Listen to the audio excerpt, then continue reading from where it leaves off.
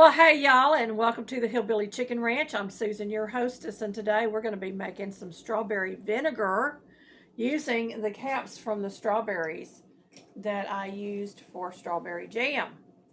We had 8 pints of strawberries, and so I kept the caps. They're all washed and ready to go. This is really a simple vinegar process.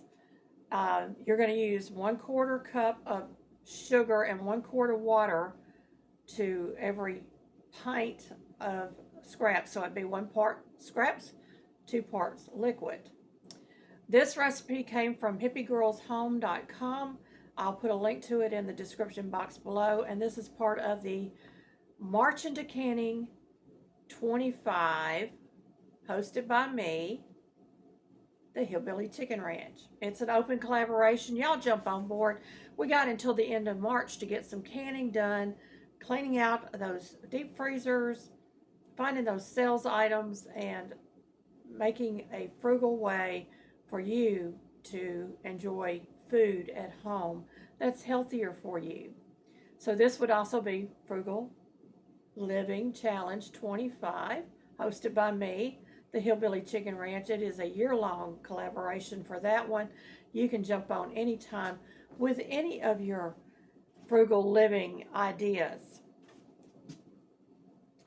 I'm going to pull you down closer so that you can see the process that I'm using. This is phase 1. I'll come back for phase 2 in another video, and then the final phase 3, and then after I have strained and the mother forms, I'll come back and show you the vinegar eventually.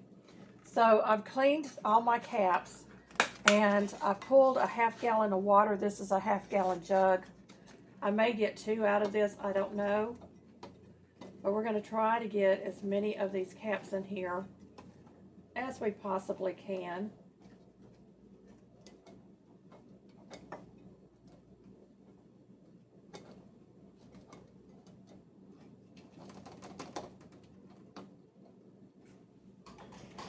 So I've got about a 1/2 gallon, about a quart there. I'm going to go ahead and add a few more.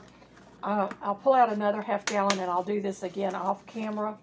But we're going to get as close to, say, a quart of strawberries into our 1/2 gallon jar. And then we're going to go ahead, because it is double what her recipe was, we're going to use a 1/2 cup of sugar. Now I'm using organic cane sugar. You use whatever sugar you have on hand. I haven't tried this recipe with a sugar-free version or a no sugar substitute, because that sugar is going to be eaten up by the yeast in this, the bacteria that builds in this as it ferments. So I've got my sugar in there, and now I'm going to bring my jar full, and then I'll put in a weight.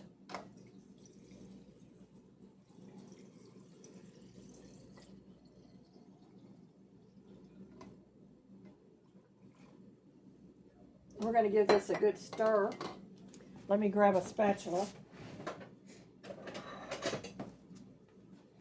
because you want that sugar to kind of dissolve in your water, and you want it kind of a little bit warm, not hot, like a tepid temperature to your skin, kind of like what you would fix a baby bottle at, maybe, or a little bit cooler, just to break that sugar up and get it started in there. Let me see if I can pull that thing out without throwing out all my strawberries.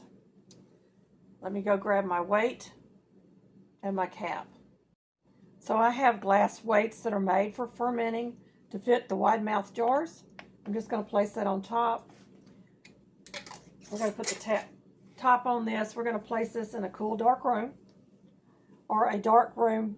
Actually, they say warmer temperatures for the strawberries. So I might put it underneath my counter here. And I'm going to come in every day. I'm going to open it up. I'm going to give it a stir. I'm going to take that weight out, give it a stir, put my lid back on it, put it back in the counter for about a week. After the week is up, I'm going to come in and I'm going to strain all the caps off. And it should be still have a little bit of that wine taste to it, but it's going to have like a fizz to it. And then I'm going to add in a little bit of my homemade apple cider vinegar with the mother. And then this will sit for another 2 weeks with that mother in there with a cheesecloth over it this time. And you might notice gnats along the top. That's perfectly normal. And again, I'm going to go in and just give it a stir every couple of days. After the 2 to 3 week period ends, your vinegar is finished, you will have a mother form with this. You can take that mother out and rinse it off and place it back in the jar with your vinegar. And you will have a nice strawberry vinegar for your salads or meals of any sort that is perfectly healthy and nutritious for you. The older or the longer the vinegar ages, the more complex the flavors become, and your vinegar will last indefinitely. So this is phase 1. We'll come back next week when we're straining off our strawberries, the caps, and we'll go from there. The other thing I want to tell you is you don't want to put your cap on real tight, just finger tight like you would do with canning. And you can give it a little shake if it's got a lot of sugar at the bottom before you open it up and stir it. So I've got 2 half gallons or 1 gallon of my strawberries fermenting, and I will allow these to ferment for a week. We'll see what happens next week. We'll bring you back and show you the process. Thank you, my friends, for watching, and may you be fully blessed.